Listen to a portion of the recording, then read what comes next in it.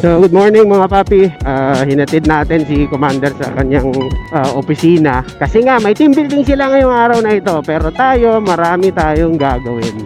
It's been a while mga papi since last ako na nakapag-vlog, no? When you say it's been a while, ilang buwan talaga yon, to the point na kinakamusta na ako ng YouTube. Siguro hindi niya alam na buhay pa ako. So sa mga subscribers natin dyan na nagtataka, well, eto tayo mga papi, alive and kicking, and may bago tayong video for today. So itong video natin mga papi, this is one of those series of episodes in preparation for our major content na ilang buwan ko na ding ipinangako sa inyo na gagawin natin, and ngayon lang talaga matutupad. Ayun na naman yung traffic, lechugas talaga. 8:30 pa lang ng Sabado, Diyos ko po, loleng! Ano ito?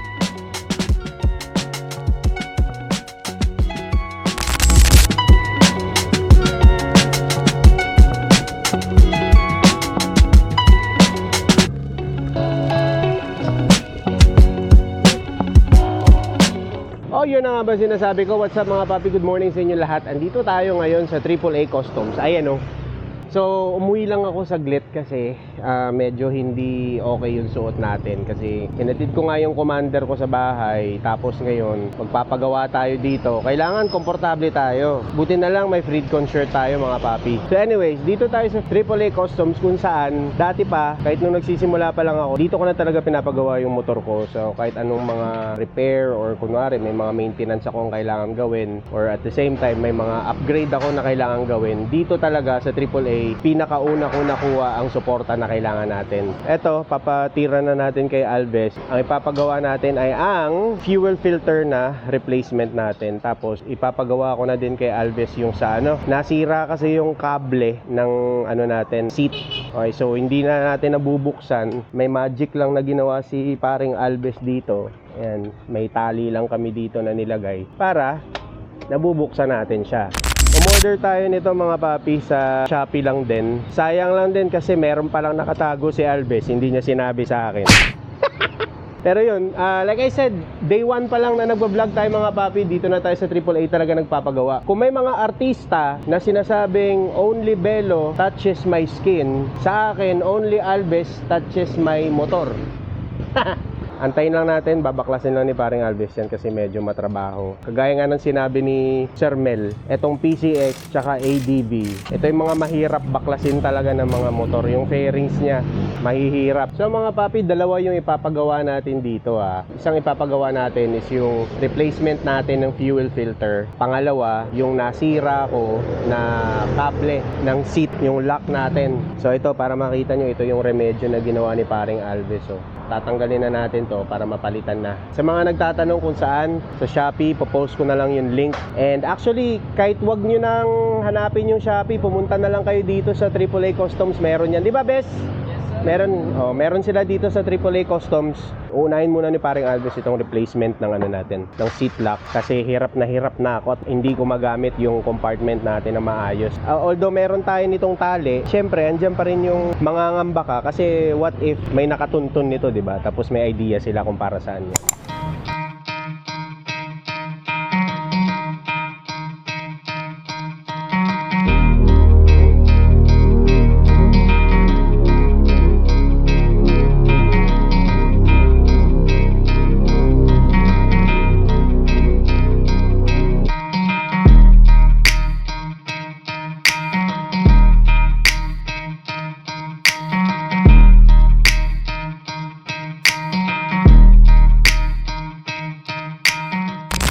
So nagawa na ni paring Alves yung replacement ng natin, nung kable. So kita nyo naman, ayan, okay na siya, wala nang problema. Nagpa-function na siya normally, and hindi na ako kakabahan kapag maglalagay ako ng gamit sa compartment ng motor natin. Ang next na titirahin ni Alves, ang main event natin, which is yung fuel filter na replacement. So for the benefit of those na medyo hindi pa kabisado kung ano yung mga essential na mga parts ng motor natin, well actually lahat naman yan essential mga papi. Pero yung fuel filter kasi natin, very important yan kasi kung ihahalin tulad nyo yan sa ginagawa ng sa katawan ng tao, yan yung parang nagda-dialysis ka. So nililinis kasi yan or sinasala niyan yung gasolina na papasok sa engine ng motor natin. Kaya marami ding motor minsan yung napapansin nyo nagkakaroon ng mga problema kagaya ng mga pagpupugak-pugak. Ang reason or isa sa mga reason actually is nadudumihan na yung fuel injectors nila or kung karburador yan, nagkakaroon na ng problema kasi isa sa mga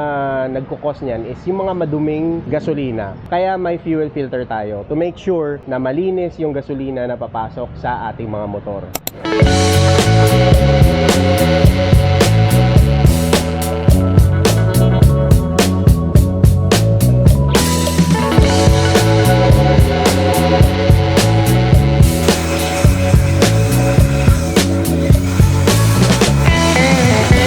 Ngayon mga papi, ayoko namang i-gaslight yung sarili ko, no?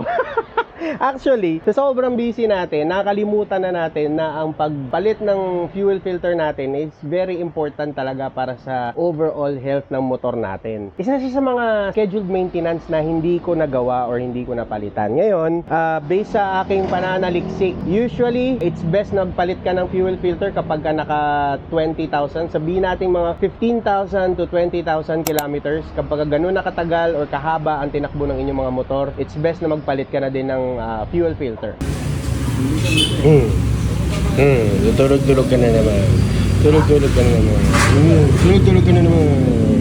Okay, sa mga papi, ito na yung i-replace, no? So, pag dito kayo sa AAA Customs nagpagawa, package na po ito. So, kasama yung, ito mismo yung fuel filter natin. Original po yan, okay? And yung mga O-rings. So, sa ibang shop, usually, bibilhin mo talaga to separately. Pero dito sa AAA Customs, package na po yan. Kasama na po lahat. For more information, mga papi, visit nyo na lang yung official Facebook page ng AAA Customs para malaman nyo.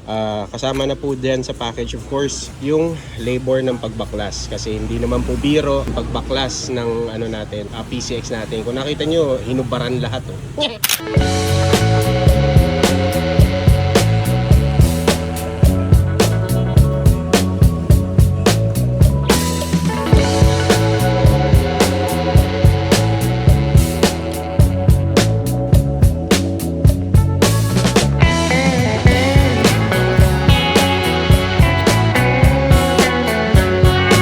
Tingin mo, madumi na ba yan? Sobra ko yan. Sobrang dumi, oh. Maitim mo. Tingnan nyo naman mga papi, kumbaga, kung sa baga to o kidney ang pag-uusapan, tindi na ng dumi na ito, itim. 3 years pa naman. So, ito na ipapalit natin. Malinis pa sa kaluluwa ni Santino. Bibili tayo ng gasolina mga papi.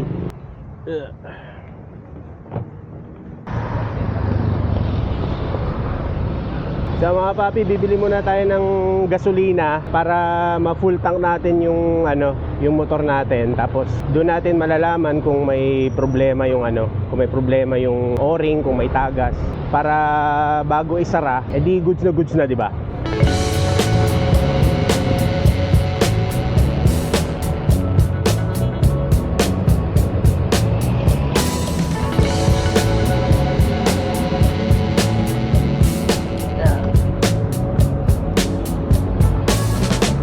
Sa akin tayo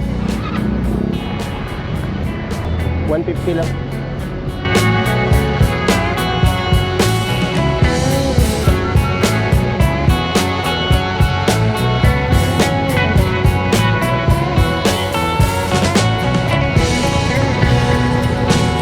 Doon pala sa mga matatagal ko ng subscribers and followers dyan, no? Simula YouTube days mga papi.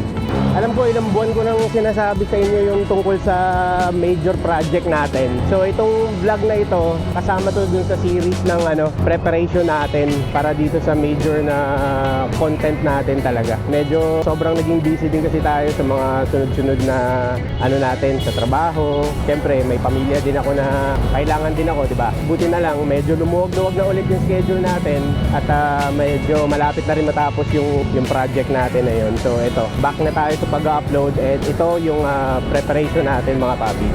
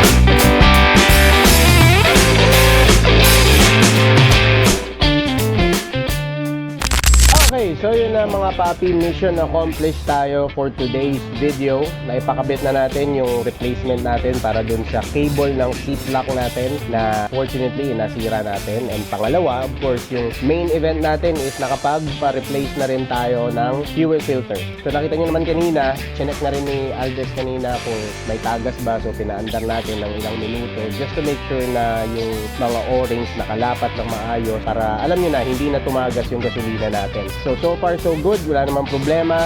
And eto, binabalik na ni paring Aldez yung mga fairings natin, which is isa sa pinakamahirap din talaga na gawin. And kaya dito ako lagi sa AAA Customs kasi kabisado na nila dito yung fairings, paano magbaklas, paano magbalik. Walang nawawala or nakukulang ng mga tornilyo. So anyways mga papi, hanggang dito na lang tayo sa video natin for today. Abangan nyo yung pangalawang video na i-upload din natin kasi yun yung second episode ng preparation natin para sa ating major content. Okay? So as usual mga papi, lagi kong sinasabi sa inyo lahat, kung ano man yung mga hangarin mo, kung ano man yung mga trip mo sa buhay, enjoy lang tayo lagi mga papi, and ride safe.